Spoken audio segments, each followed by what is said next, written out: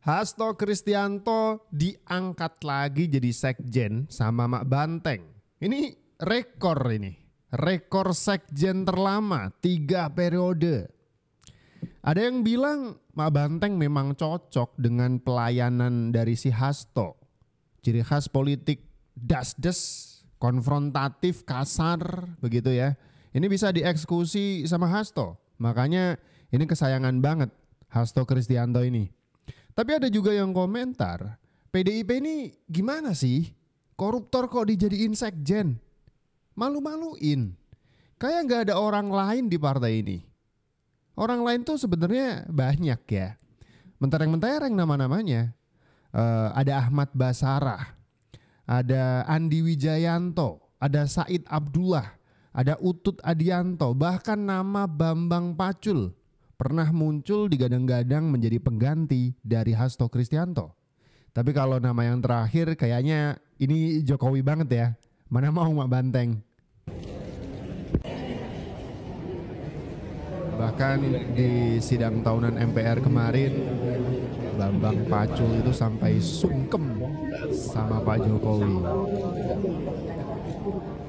Ya. Oh, sungkem.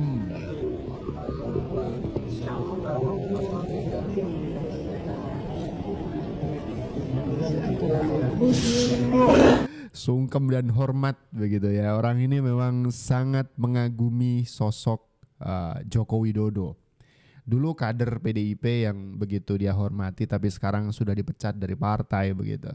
Bahkan ketika masa-masa Pilpres di mana kader-kader PDIP yang lain itu menghina, mencaci, menyerang Pak Jokowi, Bambang Pacul justru mengatakan jangan melawan orang baik. Kalau Pak Jokowi itu Korea. Pak Jokowi Korea. Itu karakternya susah ditebak. Wow, itu petarung kelas lah. Pak Jokowi punya nyali nggak? Oh, sangat bernyali. Anda memang percaya 9 tahun, 10 tahun yang lalu, 12 tahun yang lalu Pak Jokowi jadi presiden? Saya percaya lah. Kalau sampean kenal, punya nyali. Punya nyali. Dan jadi loh. Dan dicintai rakyat, lu mau ngomong apa? Itulah kekuatan Korea. Luar biasa. Korea kalau udah tempur udah susah. Pujian dari seorang Bambang Pacul kepada sosok Jokowi ya. Ini memang politisi elit begitu. Pak Jokowi itu tidak mengemban posisi apapun di PDIP. Pak Jokowi cuman kader biasa saja. Tapi kader biasa ini bisa melampaui semua elit-elit yang ada. Bukan cuma dalam internal PDIP, dari partai-partai yang lain dilibas sama Pak Jokowi. Ketum-ketum partai ini sampai geleng-geleng. Dari jauh-jauh hari, kalau misalnya orangnya Mbak Puan atau ya yang dekat dengan Mbak Puan yang jadi sekjen, orangnya namanya Ahmad Basarah. Jadi kita lihat tahun depan itu apakah di Kongres yang akan datang sekjennya masih Mas Hasto. Ini video lama ya, video 8 Juni 2024. Ini adalah terawangan dari dukun politik M. Kodari menerawang posisi kursi sekretaris jenderal PDIP yang ditinggalkan Hasto waktu itu karena ditahan KPK karena kasus suap. Kemudian orang-orang mulai mencoba untuk meraba-raba kira-kira nama siapa yang muncul menjadi pengganti dari Hasto Kristianto. Salah satu yang muncul termasuk tadi sudah kita bahas ada Ahmad Basarah ya. Atau ganti, katakanlah dengan Basarah. Kalau, ya balik lagi ya pada diskusi kita. Kalau betul-betul Bu Mega itu sepemikiran bahwa yang namanya sukses itu harus mutlak, sekjen itu nanti harus Basarah. Karena sekjen ini yang akan menjadi sekjennya Bu Mega dan akan menjadi sekjennya Mbak Puan. Tim sinkronisasinya Basarah namanya. Dari Bu Mega ke Mbak Puan, itu tim sinkronisasinya nanti namanya Ahmad Basarah. Ada nggak hubungan? Tapi kalau sekjennya nanti masih Mas Hasto, ya barangkali teori kita ini nggak diterima, nggak berlaku, bahwa ya suksesi tetap akan ada di tangan Mas Nanan. Berarti dengan bercokolnya Hasto tetap di kursi sekjen, itu artinya kubu Mbak Puan itu tetap belum bisa masuk ya, masih tersingkir, masih dikuasai DPP itu oleh Prananda Prabowo dengan Hasto Kristiantonya. Gitu. Karena Baskara itu adalah orang yang ditugaskan oleh Pak Taufik Kemas untuk mendampingi Mbak Puan. Semua orang yang dekat dengan Pak Taufik itu dititipin dalam tanda kutip untuk membantu dan mengawal Mbak Puan. Kan waktu Pak Taufik jadi ketuanya alumni GMNI itu ya sekjennya kan Baskara. Jadi ancaman internal bagi Mas Hasto untuk lanjut jadi sekjen yang ketiga kalinya, hat-trick sekjen ini Ahmad Basarah dong. Dari dulu. Oh gitu. Dari dulu. Masa? Dari dinamika dari lama ini. Udah dari lama ini. Udah dari lama ini diskusi-diskusi dari udah 5 tahun 10 tahun yang lalu. Tiap kali mau jalan kongres ini siapa nih yang jadi sekjennya gitu. Gini, kalau saya bicara sama Tiko, keputusan untuk itu aku belum perhatikan, tetapi yang berkembang itu kan namanya juga pendapat kan berbeda-beda yang berkembang di antara kawan-kawan itu.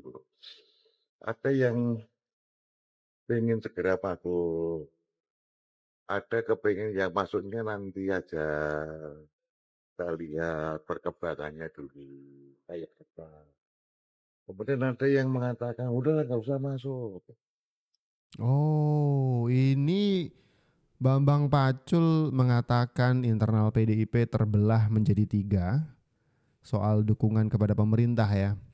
Antara ada yang pengen segera masuk ke pemerintahan, ada yang masih menunda-nunda, ada yang jijik nggak mau masuk ke pemerintahan.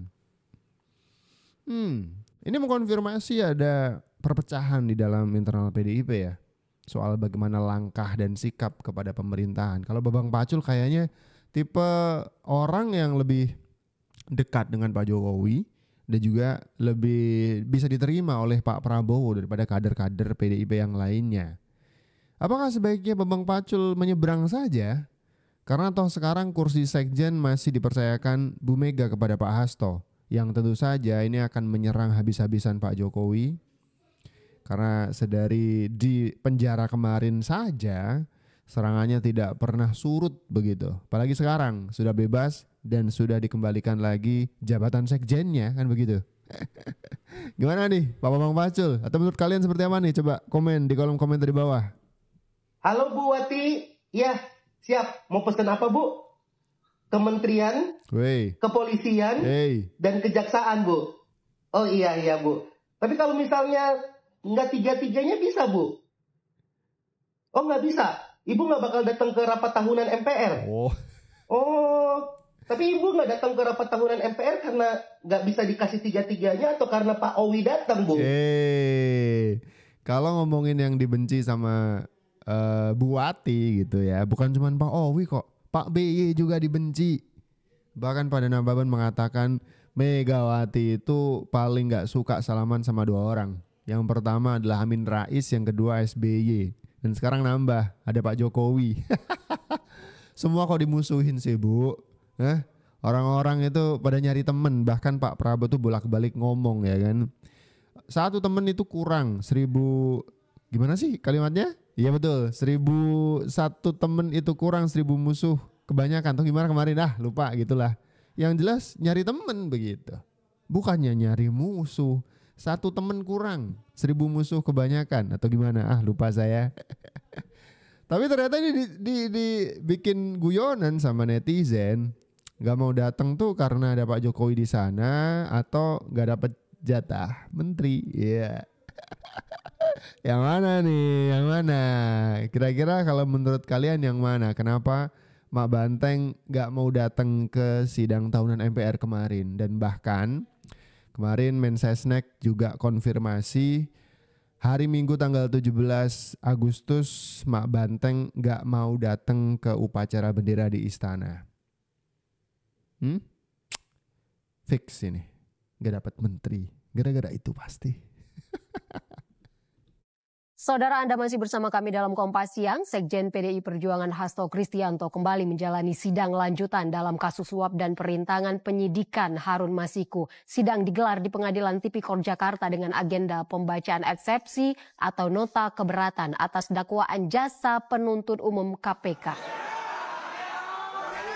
Dalam eksepsinya, Hasto menguraikan bagaimana operasi politik hingga dirinya duduk di kursi terdakwa.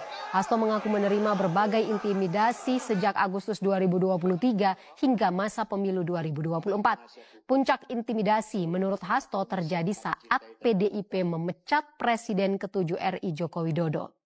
Hasto menyebut keputusan itu membuat kasus Harun Masiku dikaitkan dengan dirinya dan PDIP. Hasto juga mengaku berbagai tekanan terjadi pada proses penyelidikan hingga tahap pelimpahan berkas kasus ini. Menurut Hasto, ada utusan yang disebut-sebut pejabat negara meminta dirinya mundur dari Sekjen PDIP serta tak boleh memecat Jokowi atau dirinya akan menjadi tersangka.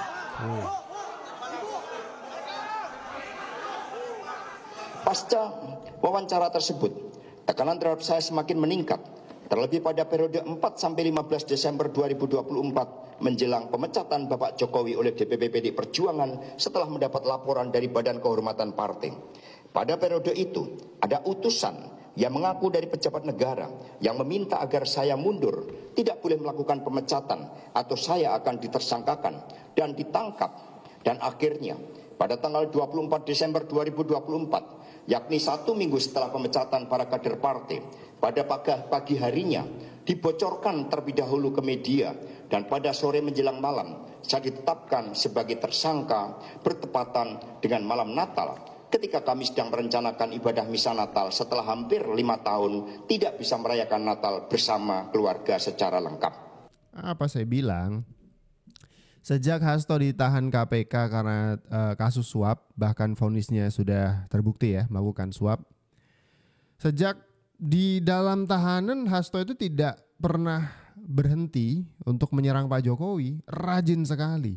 Seakan-akan dia mau menarasikan apa yang menjadi keapesan nasibnya sampai di penjara segala, itu karena pesanan dari Pak Jokowi. Itu sejak dari penjara. Nah sekarang sudah dibebaskan dan kemudian kembali menjabat sebagai sekjen partai PDIP. Saya yakin ini dia sedang menyusun serangan apa ya yang kiranya bisa menjadi serangan balas dendam untuk Pak Jokowi. Pasti dia sedang menyusun itu sekarang.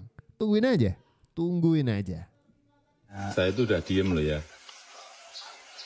Difitnah saya diem, dicela saya diem, dijelekan saya diem, dimaki-maki saya diem. Saya ngalah terus loh. Tapi ada batasnya. Mendatangi Ketua PDI. Bilang kalau Pak Jokowi jangan dipecat dan Pak Hasto harus mundur. Tanggapannya gimana? Enggak ada. Ya harusnya disebutkan siapa gitu loh biar jelas. Enggak ada. Ya apa? Anunya apa? Kepentingannya apa saya mengutus untuk itu? Kepentingannya apa? Coba logikanya. Jadi tidak ada. Saya itu udah diem loh ya. Difitnah saya diem, dicela saya diem, dijelekan saya diem, dimaki-maki saya diem. Saya ngalah terus loh. Tapi ada batasnya. Ya. Terima kasih. Kali ini Pak Jokowi tegas ya. Menjawab tudingan-tudingan Hasto yang ngawur waktu itu. Ini kayaknya nggak bisa didiemin begitu. Selama ini disebut macam-macam diam, tapi kok makin ngelunjak. Bahkan dari penjara masih juga bisa memfitnah Pak Jokowi. Katanya mengirim utusan. Jangan pecat Pak Jokowi, kalau dipecat kamu tersangka. Tuh kan saya tersangka, berarti ini semuanya adalah ulah Pak Jokowi. Sudah begitu.